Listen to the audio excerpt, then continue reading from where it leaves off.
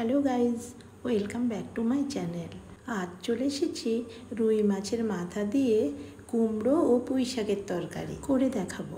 এটি বাঙালিদের খুব জনপ্রিয় তরকারি। প্রথমে আমি কড়াইয়ে তেল দিয়ে একটা রুই মাছের মুড়োকে 2 টুকরো করে তেল দিয়ে ভাজতে চাপিয়ে দিলাম। এই সময় গ্যাসের ফ্লেমটাকে লো টু মিডিয়াম রাখতে হবে।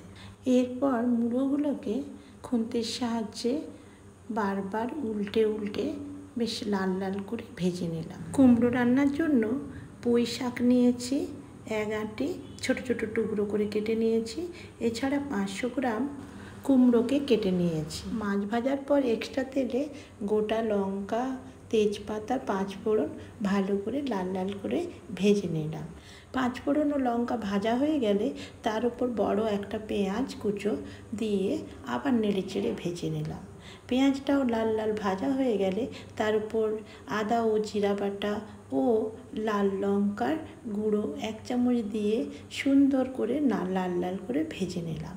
এর উপর আগে থেকে কুটে রাখা কুমড়োগুলো দিয়ে দিলাম। সেগুলোকে একটু নেড়ে চেড়ে ভেজে নিলাম।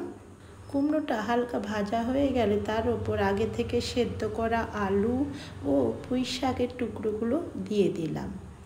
তার উপর নুন ও হলুদ দিয়ে খুন্তি দিয়ে ভালো করে নাড়াচাড়া করে ঢাকা ঢেকে দিলাম।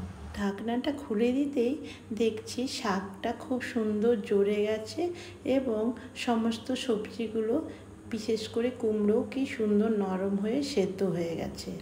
তরকারিটা একদম মাখা মাখা হয়ে গেছে। এর ওপর আগে থেকে ভেজে রাখা রুই মাছের মুড়োগুলোকে হাতে করে একটু ম্যাশ করে দিয়ে দিলাম। কারোর যদি কাঁটা ফুটে যাওয়ার ভয় থাকে তাহলে নোড়া দিয়েও মুড়োগুলোকে থেঁতো করে তরকারিতে দিয়ে দিতে পারেন।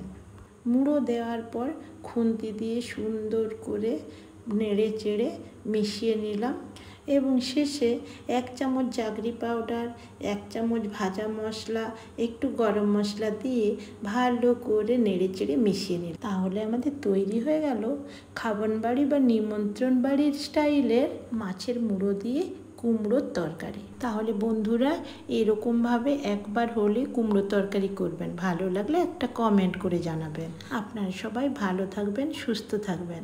আজকের মতো টাটা।